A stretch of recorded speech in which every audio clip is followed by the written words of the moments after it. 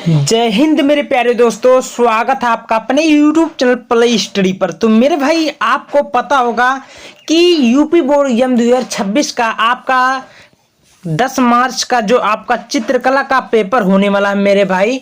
तो बहुत सारे बच्चे जो थे बार बार टेंशन में बोल रहे थे, कमेंट कर रहे थे कि भैया हमारा कला में हमको समझ में नहीं आ रहा क्या करें। भाई इसमें कला एक ऐसा सब्जेक्ट है मेरे भाई, इसमें आपको अच्छा स्कोर करने वाला सब्जेक्ट है। अगर आप चाहेंगे तो इसमें और मान लीजिए और विषय में कम कम नंबर है, अगर इसमें आप लोग चाहेंगे तो इसमें आप बढ़िया नंबर ला सकते हैं और सब विषय का बराबर कर सकते हो। तो मेरे भाई बहुत सारे बच्चे कमेंट कर रहे थे कि भैया हम कला में किस प्रकार अच्छा नंबर लाएं। तो मेरे भाई टेंशन लेने की जरूरत नहीं है, क्योंकि मैं लेकर आ चुका हूँ बोर्ड एग्जाम 2026 में जो आपका पेपर आने वाला रहेगा ना, वो मैं प्रीवियस क्वेश्चन पेपर लेकर आ चुका हूँ। यानी कि पिछले साल का जो आपका पेपर हुआ था कला का, वही पेपर असली वाला, ठीक है। बोर्ड का पेपर है पिछले साल का, ठीक ना, 2025 का। तो मेरे भाई इसमें आपको पता चल जाएगा इस पेपर के माध्यम से क्वेश्चन कठिन था या आसान था, क्वेश्चन में क्या क्या पूछता है, क्वेश्चन में कैसे पूछता है। आप सभी को बहुत सब कुछ नॉलेज इस वीडियो में मिलेगा विद सॉल्यूशन के साथ, यानी कि उत्तर के साथ, ठीक है ना। एंड आप लोग इस वीडियो को पूरा देखना, और वीडियो पसंद आती है तो वीडियो को एक बार दिल से लाइक करना, चैनल पे नए चैनल को सब्सक्राइब कर लीजिएगा। आपका सारा डाउट, सारा डर क्लियर हो जाएगा। पेपर कोड 830 डीसी कोड है भाई, पूर्णांक आपका 70 नंबर देता है। चलिए देखते हैं क्वेश्चन कठिन था या सरल था, ठीक ना। तो यहाँ पर आपके सामने सबसे पहले यहाँ पर देखिए समय 3 घंटा आपका दिया ही जाएगा। प्रारंभ के 15 मिनट पर छात्रों को प्रश्न पत्र पढ़ने के लिए निर्धारित है। तो कुछ करना नहीं, सीधे देखिए ये कुछ है ही नहीं है, सीधे ये देखिए खंड आपके सामने ये खंड का दिया होगा। तो ये सब कुछ करना नहीं है, सीधे एक एक क्वेश्चन को हम लोग बार की सर कर लेते हैं। यहाँ पर देख सकते हैं प्रत्येक बहुविकल्पीय प्रश्न के 4 विकल्प दिए, इनमें से जो सही उसे उत्तर में लिखना होगा। पहला क्वेश्चन, काला रंग किस श्रेणी में आता है? तो भाई काला रंग कौन सी श्रेणी में आता है, जल्दी बताइए। तो काला रंग एक तटस्थ श्रेणी में आता है। राइट आंसर पहला का डी होगा। तो आपको समझ में आ रहा होगा, अभी ये धीरे धीरे क्वेश्चन बताएंगे तो सारा डाउट क्लियर हो जाएगा। दूसरा क्वेश्चन, सफेद रंग में लाल रंग मिलान से कौन सा रंग बनेगा? तो दूसरे का राइट आंसर क्या होगा? गुलाबी। भाई बिल्कुल आराम से, अगर ये भी नहीं होगा तो रंग मिलाकर आराम से चेक भी कर सकते हो। यहाँ पर देखेंगे निम्नलिखित में तटस्थ रंग कौन सा है? भाई रंग कौन सा है? तो तीसरे का राइट आंसर आपका क्या होगा? सफेद। बहुत आसान क्वेश्चन था, ठीक है। इंद्रधनुष रंग में रंग क्रम में प्रथम रंग कौन सा है? यानी कि इंद्रधनुष में जो प्रथम रंग होता है, पहला रंग कौन सा होता है? सबको पता होगा बैगनी रंग होता है। देख लियो ध्यान से, नदी किनारे बाढ़ में निकला ला हल्का फुल्का, बाढ़ में नहीं बरसात में, आपको समझ में आ जाएगा।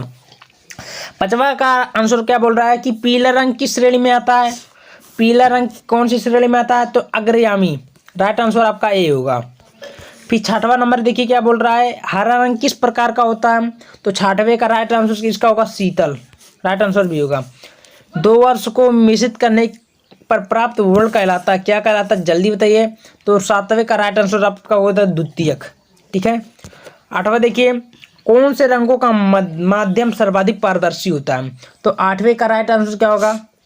बहुत आसान क्वेश्चन था, क्या होगा भाई, जल्दी बताइए। आयल रंग। राइट आंसर ये होगा।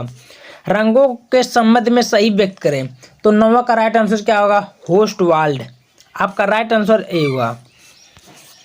10वां देखिए, नीला और लाल रंग मिलान से कौन सा रंग प्राप्त होता है? तो 10वें का राइट आंसर आपका होगा बैगनी, ठीक है।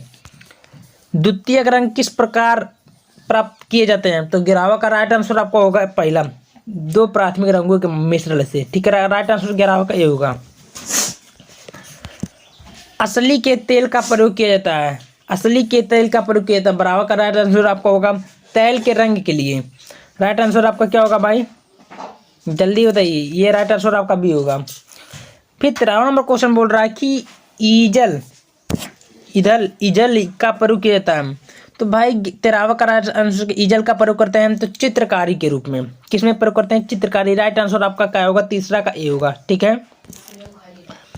आपके सामने 14वां नंबर क्वेश्चन बोल रहा है, यहाँ पर देखेंगे काला व सफेद रंग किस श्रेणी में आता है? तो चौथे का राइट आंसर आपका होगा तटस्थ रंग। ये राइट आंसर आपका डी होगा, ठीक है।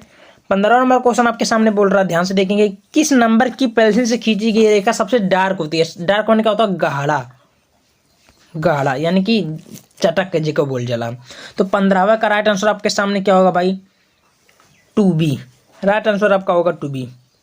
16वां देखिए, शीघ्रता से किया गया रेखांकन कहलाता है, तो क्या कहलाता है, जल्दी बताए। 16वां का राइट आंसर आपका होगा क्या होगा, स्केच होता है, स्केच। राइट आंसर आपका C होगा। फिर आपके सामने देखिए, अजंता की गुफाएं स्थित है, तो भाई अजंता की गुफाएं स्थित है, कहाँ स्थित है, महाराष्ट्र में। राइट आंसर आपका C होगा। किस रंग में प्रकाश की मात्रा अधिक होती है, तो किस रंग में प्रकाश की मात्रा अधिक होती है, सबको पता होगा, पीला में। राइट आंसर आपका D होगा। रौद्र रस का वर्ण निम्न से कौन सा है, तो 19 का राइट आंसर क्या होगा, जल्दी बताइए। 19 का राइट आंसर आपका होगा C, लाल। क्या होगा मेरे भाई, लाल। लास्ट क्वेश्चन देखेंगे, क्या बोल रहा है कि निम्न से कौन सी पेंसिल हार्ड होती है, तो 20वां का राइट आंसर क्या होगा, 2H होता है। राइट आंसर 20वां का A होगा। अब मेरे भाई जिस हिसाब से क्वेश्चन में आया था, उकरे हिसाब से अगर देखा जाए तो 16, 17, 18 नंबर आपका कहीं जाने वाला नहीं है। समझ में आज आ गया होगा, क्वेश्चन कठिन था, सहज था। आगे की तरफ हम लोग बढ़ जाते हैं। यहाँ पर देखिए, प्रावधिक कल देता है, अगर इसको करने का मन रहेगा तो जो हमने अभी बहुविकल्पीय प्रश्न बताई ये वाला, इसको छोड़ना पड़ेगा, यानी कि अथवा करके देता, चाहे वो करो चाहे ये करो, ठीक है। तो देख लीजिए, इसमें भी क्वेश्चन आप लोग को अपने हिसाब से मिला उला लीजिएगा, मन का ये करो। ये लेकिन कठिन है, मैथ जानते हो थोड़ा कठिन रहती है, बहुत बच्चों के लिए सहज भी रहती है, ऐसे कोई बात नहीं होता है कहीं ना कहीं, बट मैथ थोड़ा हार्ड में पड़ जाती है। देख लीजिए किस टाइप का देता है, ये भी आसान ही रहता है, बस थोड़ा समझने करने का माइंड रहता है, जो मैथ का स्टूडेंट रहता है उसको पूरा कर लेंगे। फिर आपके सामने यहाँ पर देखिए खंड खा दिया, इस खंड में प्राकृतिक दृश्य चित्रण अथवा आलेखन करना है, यानी कि चाहे प्राकृतिक दृश्य करो चाहे आलेखन करो, एक ही करना होगा, जो कि आपका क्या नंबर का, चलो मैं दिखा भी देता हूँ इसको। देखिए क्या बोला भाई, 20 सेंटीमीटर चौड़ाई होना चाहिए, लंबाई आपका 25 सेंटीमीटर का आयत बनाना, ऐसे आयत बनेगा। निम्नलिखित में किसी एक का दृश्य बनाइए। अब देखिए, अब क्या कौन कौन सा दृश्य बना, सबसे पहले चाहे सूर्यास्त के समय पर्वतीय दृश्य रखिए, यानी कि पर्वत भी रहे, सूर्य भी रहे, ठीक है। उसमें पेड़ पौधा लगाई दियो, घर लगाई दियो, कोई बतख उतक तैराई दियो, फूल पत्ती लगाई दियो, कौवा उड़त रहा वो लगाई दियो, आपका 30 नंबर फाइनल हो जाएगा। ओके, फिर उसको अगर आता तो करो, अगर उसको नहीं तो आलेखन में देता, इसको कर सकते हो।